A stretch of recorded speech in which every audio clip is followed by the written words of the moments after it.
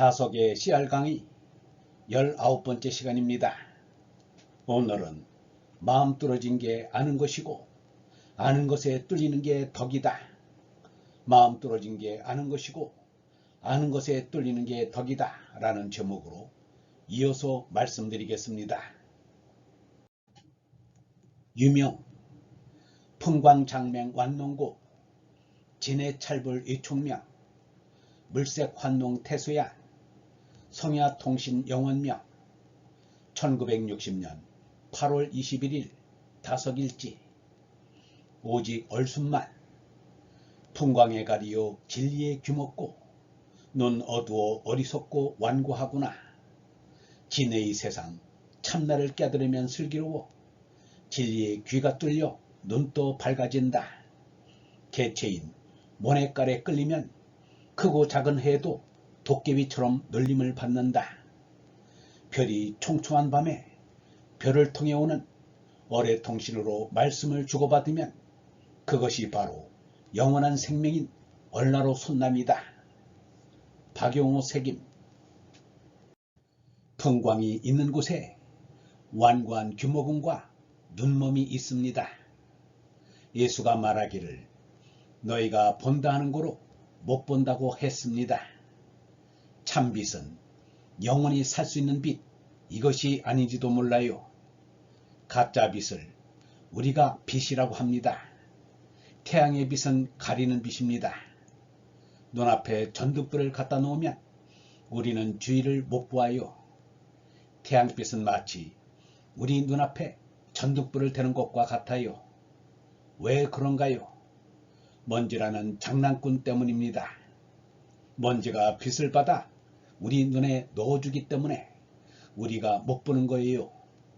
우리는 가까운 것만 보고 먼 것은 보지 못합니다. 우리는 풍광이라는 장막 속에 갇혀있나 봅니다. 그러면서도 우리는 세상을 영광이라 하고 경치가 좋다고 합니다. 가리는 것을 절경이라 합니다. 그러니 우리 눈이 아닙니다.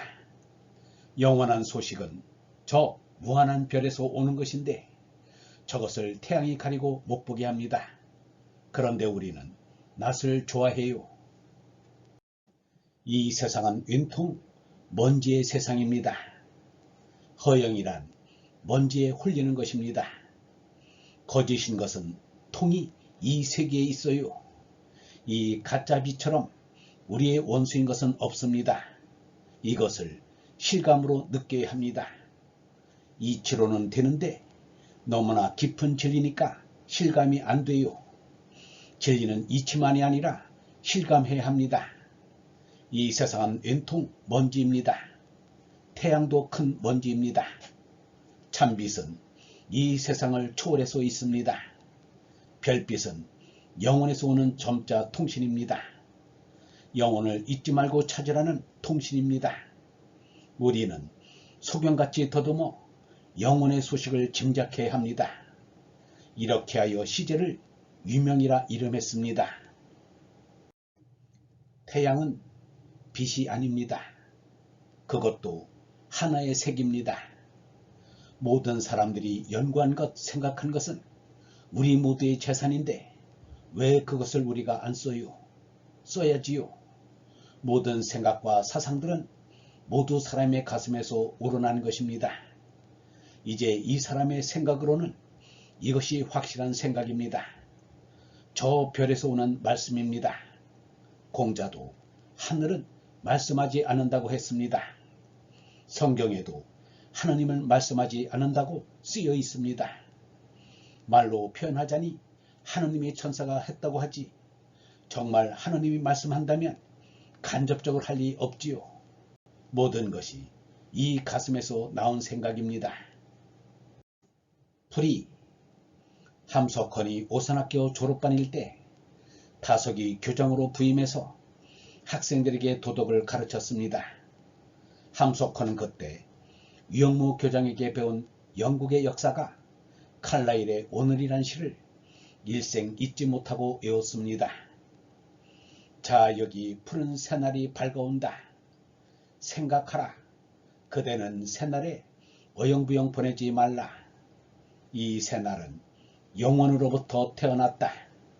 밤이 되면 새날은 영원으로 돌아간다. 새날이 오기 전에 보라. 왔을 때는 못 본다. 그리고 새날은 모든 눈으로부터 영원히 숨어버린다. 다속은 주자를 잊기는 했지만 이치에 치우쳐 하느님을 잃어버린 주자를 좋아하지는 않았습니다. 그런데 일단화련 관통을 일한 주자의 말에는 구미가 당긴다고 말하였습니다. 하루아침에 혼이 뚫렸다는 말은 깨달음을 얻었다는 말이기 때문입니다. 주의 이 말은 칼날의 오늘보다 한 발 더 나아간 말이기 때문입니다. 그런데 하루아침이란 시를 보면 다속은 주자보다 한 걸음 더 나아갔음을 알 수 있습니다. 사람으로 태어나서 할 일은 하느님 아버지가 계심을 알고 사랑을 느끼는 것입니다. 그것은 거짓난 이 몸을 벗어버리고 해와 달을 내버려 두고 누리 바깥 하느님 아버지의 나라에 들어가서 깨어나는 참 하루의 그 순간에 이루어집니다. 다속은 소위 세상에서 말하는 죽음의 순간을 아침으로 생각하였습니다. 이 세상의 설날 아침과 구별하여 대신정, 대원단이라고 하였습니다. 몸나이 사람으로 사는 이들이 가장 두려워하는 죽음을 이렇게 보니가 예수와 석가육 다속입니다. 예수가 사망에서 생명으로 옮겼느니라 라고 한 말이나 석가의 사성제가 바로 같은 말입니다. 제나를 부정하고 얼라로 초월하는 것입니다.